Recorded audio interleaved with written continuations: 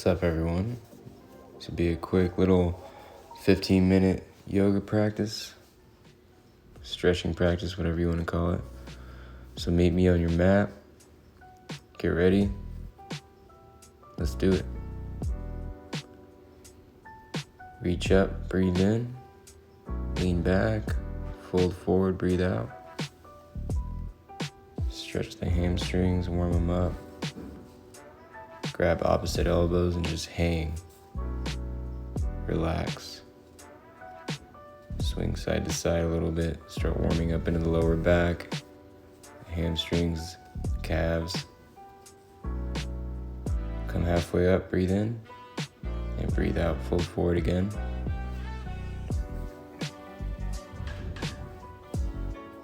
Walk forward into a plank. Lower down, peel up, breathe in. Take some circles, breathe out.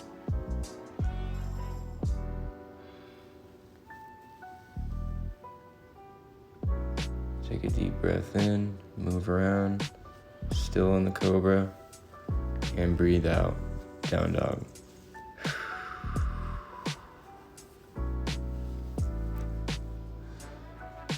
In the down dog, you want to kind of work to touch your head to the floor. It's obviously not going to happen, but just making that effort to do so will give you a nice stretch in the shoulders while you're also trying to root the heels back. So now we'll bring the left foot forward into a lunge.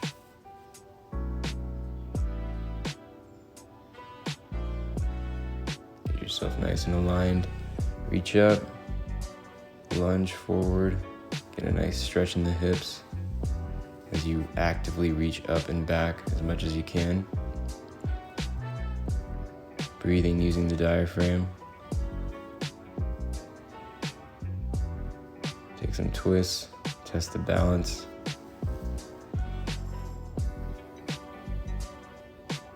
Make a prayer pose and put your right elbow in your left knee. Take a nice twist, breathe in, breathe out. Twists are really good for detoxing from the inside out. Place the hands down.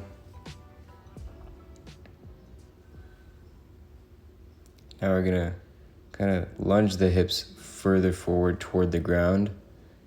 Really put our weight into our left heel, getting a real nice stretch in the right hip flexor.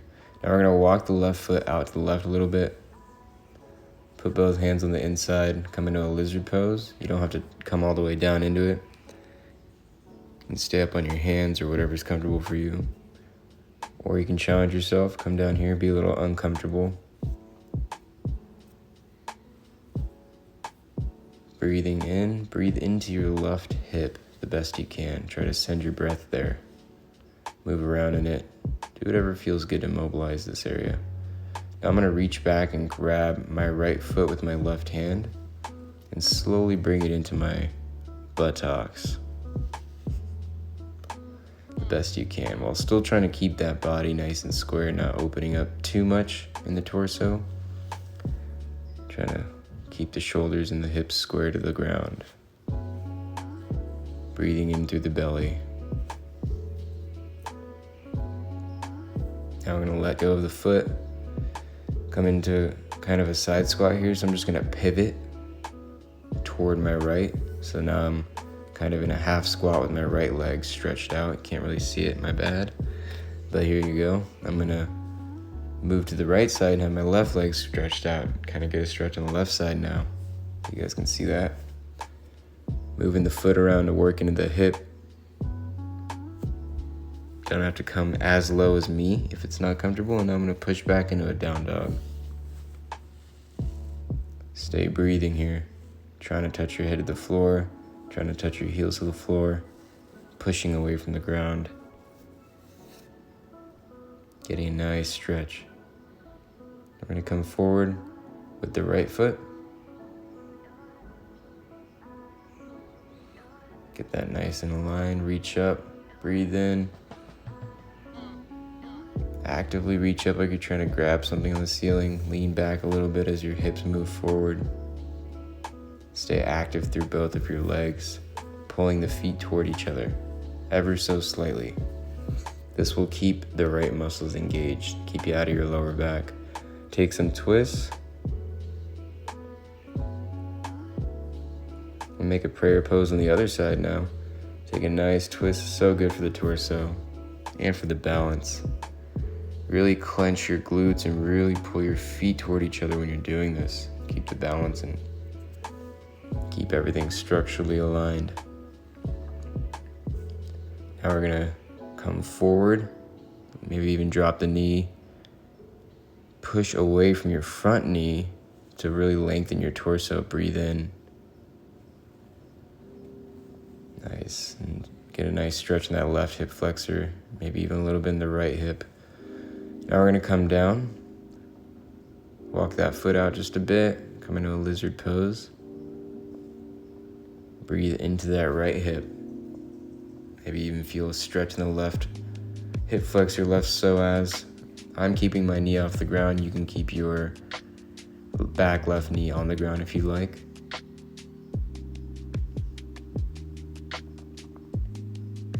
Stay breathing here. You can move around too if that's comfortable, but it's okay to be a little uncomfortable. The more uncomfortable you are now, the more comfortable you will be later. So now I'm gonna reach back with my right hand, grab my left foot, slowly pull that into my buttocks. While trying to keep my shoulders and hips square to the ground. Still breathing here. Stretching is a wonderful breathing practice even. It's a very therapeutic breath practice. At least it should be.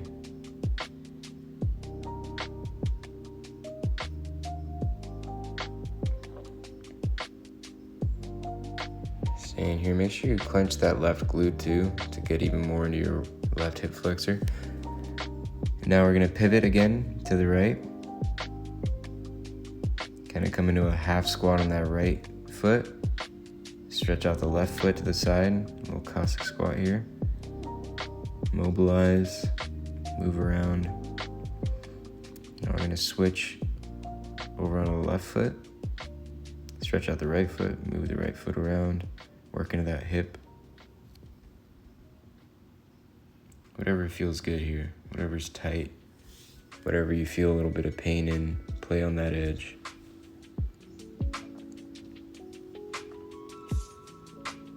I want to bring my left foot into a pigeon, just switched. Stay here and try to square my hips and shoulders, breathe in.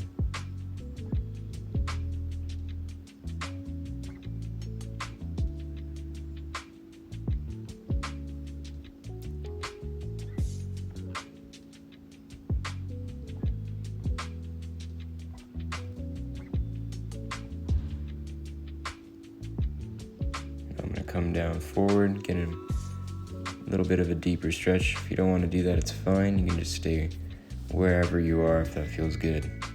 See, I already kind of came out of it because I'd rather have my leg more,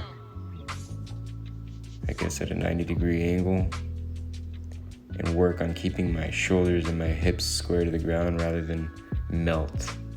It's much harder actually to stay active through this pose like this than to just melt it down forward. But melting down forward is nice too. Especially if you keep that integrity that I'm keeping. I'm kind of keeping tense and tight. So see, like melting forward isn't really melting. It's more of an active forward bend, which is really getting into my left hip there. Can kind of come in and out of it. Whatever feels good here. Now I'm going to bring that back leg into a 90-degree angle. So now I'm in a 90-90 with both of my legs. I'm going to start bending toward my internally rotated right 90-degree angle leg. Start twisting toward it. You'll see that moving in that direction tests your hip's flexibility on that right side, that internal rotation of the hip. A lot of us lack that. It's very crucial to get that back, and it's actually very game-changing.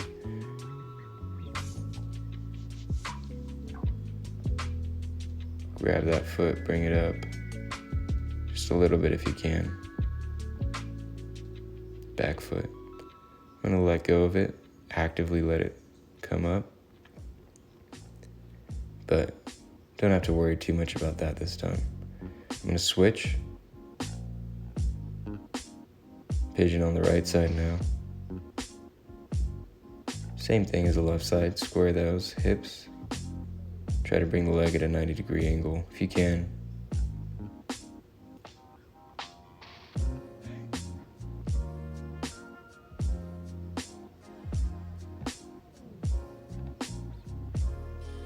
I like to even flex my front foot sometimes. Gets a little bit more into the knee and inner hip, for me at least, I don't know.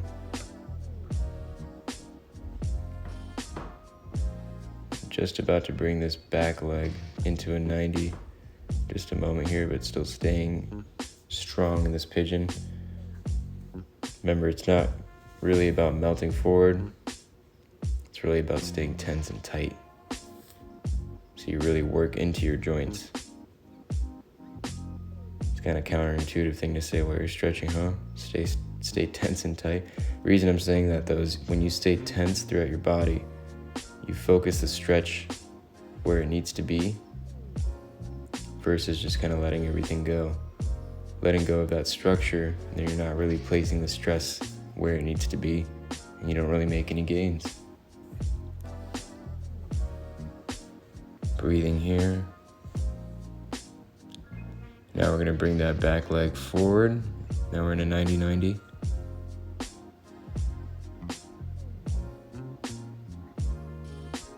Bend forward, using my right front foot to support.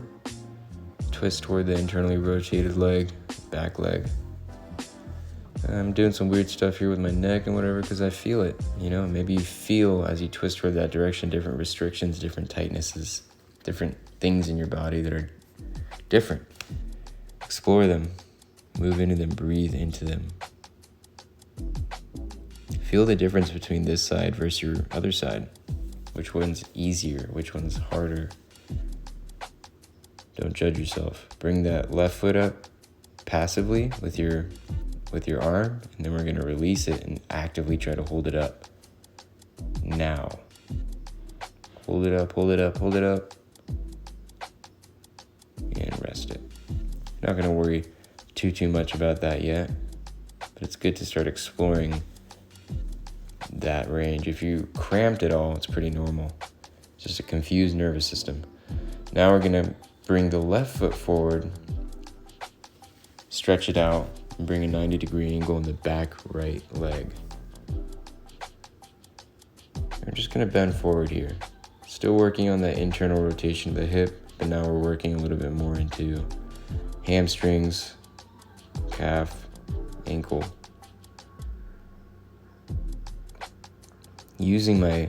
Notice how my hands are off the floor. You guys can do this too. You're using your muscles and your legs to keep yourself up, which is going to improve your mobility in this kind of near end range formation of the body here, where you're almost at your end range of stretching, but you're forcing your muscles to work actively. That is mobility. That is how you acquire mobility.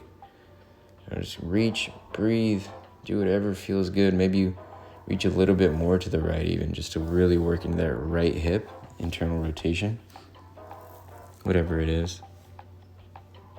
Whatever you'd like to do in this position, whatever's feeling good to you. Switch it out. Now we're stretched out on the right leg, and the left leg is bent backward into a 90-degree angle. Same thing, just gonna bend forward. You can put your fingers on the floor, you can put your hands on the floor, you can take them off completely. Whatever feels good, just start playing around with your mobility here. Start twisting toward that internally rotated leg. If you train this actually a lot, you will acquire the splits. You know, all you really have to do is push that back leg a little bit more, and soon enough you will be in the splits. I'm just bending toward the opening in my legs here.